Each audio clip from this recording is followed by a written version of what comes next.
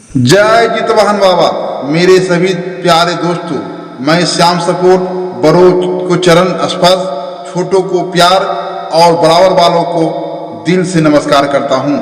मेरे प्यारे दोस्तों, आज मैं आप लोग के बीच एक बालक का दुख भरी कथा सुनाने जा रहा हूं। इस कथा को ध्यान से सुनिएगा, इस कथा को पूरा सुनिएगा, अधूरा मत सुनिएगा, क्योंकि अधूरा सुनने से जितवाहन बाबा का अपमानित होता है और पूरा सुनने से ज्ञान बढ़ता है। तो मेरे प्यारे दोस्तों, इस कथा को पूरे अंत तक सुनिएगा। चलिए मैं इस कथा को स्टार्ट करता हूं। एक समय की बात है, किसी एक गांव में एक गरीब मजदूर रहता था। उसका एक लड़का भी था, 10 वर्ष का लड़का भी था, और पति पत्नी तीनों प्राणी रहते थे। वह कहीं मजदूरी करते थे और अपना परिवार को जीवन पोषण करते थे।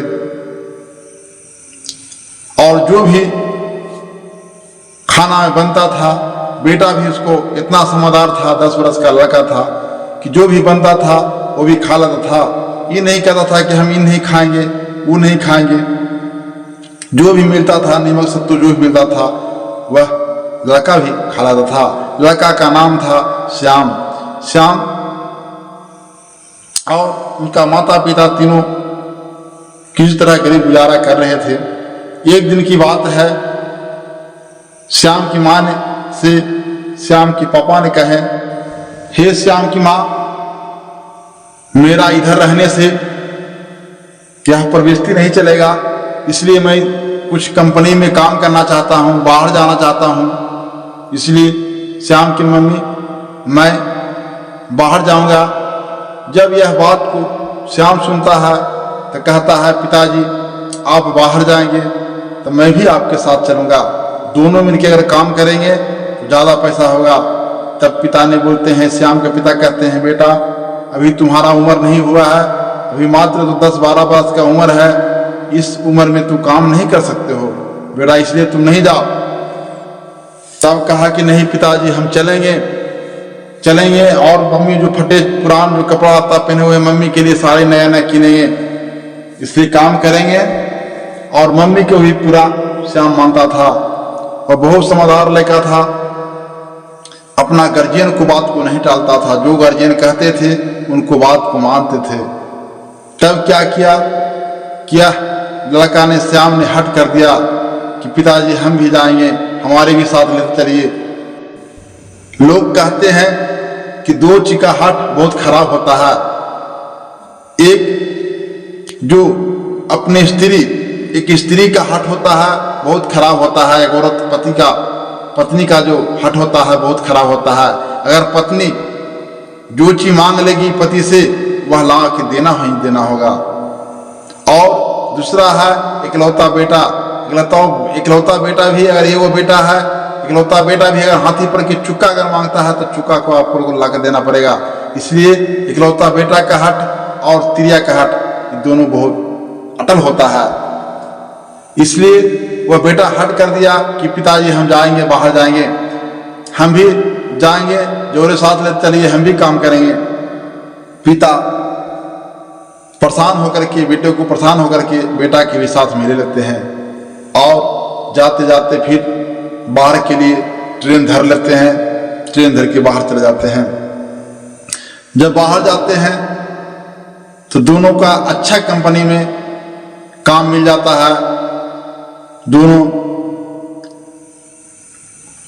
बाप बेटा मिल करके दोनों अच्छा पैसा कमाना शुरू कर दिया और घर पर भी पैसा बैठाना शुरू कर दिया। वहीं पैसा से इधर श्याम की माँ अपना घर गुजारा करना लगा, खुशी से रहने लगा। एक दिन की बात है कि जो वह रह रही थी, आराम से खा पिए रह रहा था, उधर इसका पति और बेटा दोनों बाहर में काम कर रहा था। तब घर के बगल के पड़ोसी वाली आया श्याम के मम्मी के घर पर, और घर के बाहर से पुकारती है पड़ोसी कि श्याम के मम्मी घर पर नहीं है। तब घर से बोलती है, क्या है दीदी, क्या बात है। वह निकल करके वह कहती है तकी श्याम के मम्मी जी, तुम्हारा पता नहीं है कल जितिया पर्व आने वाला, कल नहाय खाए है, जितिया पर्व आ गया नजदीक जी, जितिया आप नहीं करते हैं। तो कि दीदी हम तो इस बारे में कुछ बारे में जानवे नहीं करते हैं, जितिया क्या चीज होता है ये।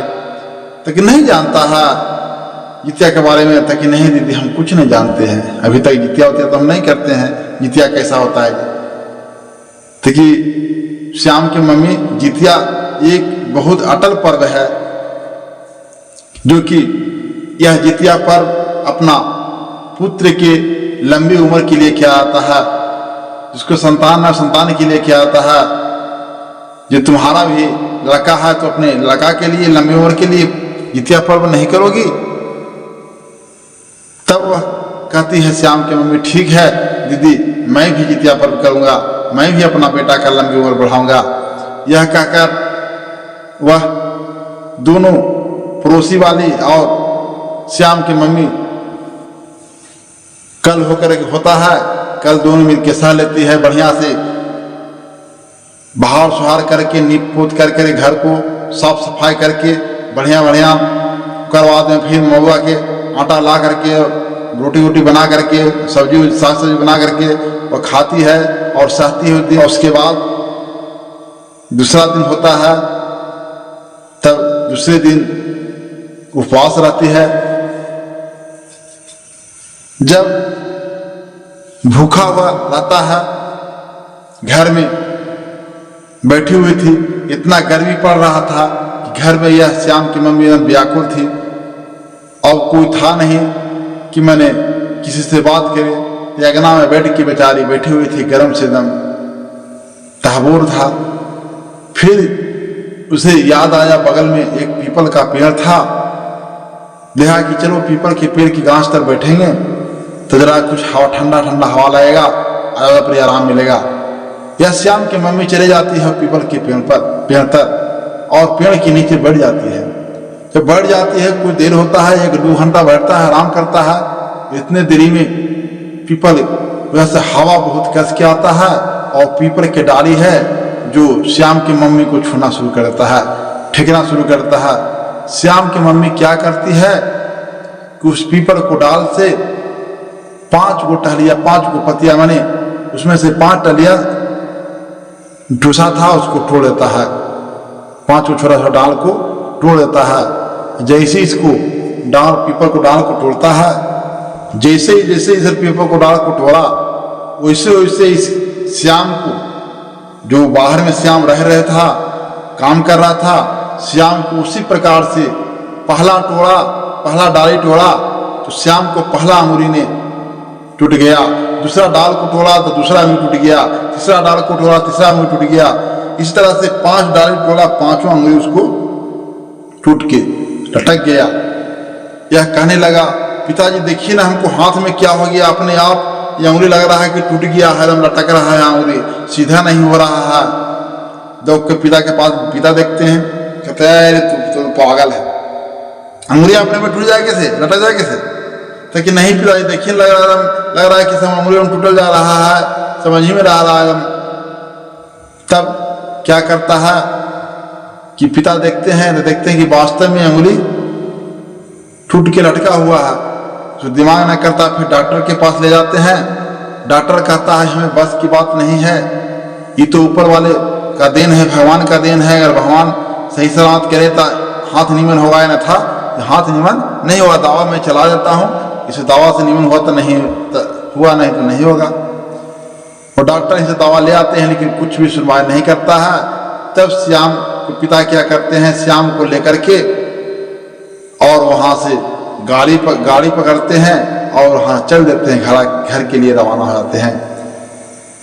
जब वहां से चलते हैं तब घर पर आते हैं और घर पर श्याम की मम्मी सही हुई थी उस दिन। और जैसी अपना पति को देखता है, अपना बेटा को देखता है, अपने पति को देखता है, बेटा पाछे पाए था, पति आए थे, बोले कि आई जी काहे चलाई, काम को तो तुम्हारा आपका काम को नहीं दिया, काम खत्म हो गया, ये आप चले आए, आज ही चलाए। स्वामी जी क्या बात, कुछ बात है? मन को उदास किए हुए हैं, मन मंझवान किए हुए हैं, क्या है पतिदेव, कुछ बताइए तो क्या है? फिर इसी बेटा को देखता है, बेटा को हाथ में पट्टी बंधा हुआ है, हाथ को देखता है, तब यह देखता है कि अंगुली टूट के लटका हुआ है। बेटा को देख के पूरा रोने बजाने लगता है, विलाप करने लगता है कि हे जितवाहन बाबा, हमने कौन कसूर किए कि हमारा बेटा को अंगुली टूट गया है? हमने तो आपको तो पूजा कर रहे हैं, लेकिन कौन ऐसा गलती हुआ जितवाहन बाबा कि हमारे बेटा को मैंने अंगुली टूटा हुआ है, टूट गया है। और ऐसे रोते रोते शाम बीत जाती है, शाम बीतते बीतते रोते रोते उसको उस औरत गिर जाती है और उसको नींद आ जाता है और सोए हुए रहता है। रात हो जाता है, सोए हुए श्याम का मम्मी सोई हुई रहती है। और जब सोते सोते सपना में जितवाहन बाबा आते हैं, कहते हैं श्याम की मम्मी, तूने बहुत बड़ा अपराध किया है, इसलिए तुम्हारा बेटा को अंगुली टूट गया है। तुम्हें याद है, याद करो, तुम जितिया पर्व किया है, सही हुई है, जितवाहन बाबा के याद में लगे हुए हैं, और तूने उस पीपल को डाल को 5 टहलिया को तोड़ा है, याद है? जिस तरह 5 टहलिया को तोड़ा है, उसी प्रकार तुम्हारा बेटा को 5 उंगली टूट गया है। तब उस श्याम को मम्मी को नींद टूटता है, नींद टूटता है तो देखते हैं कोई नहीं है, तरिगामी है, सपना देख रहे थे, तो और रोना शुरू कर दिया।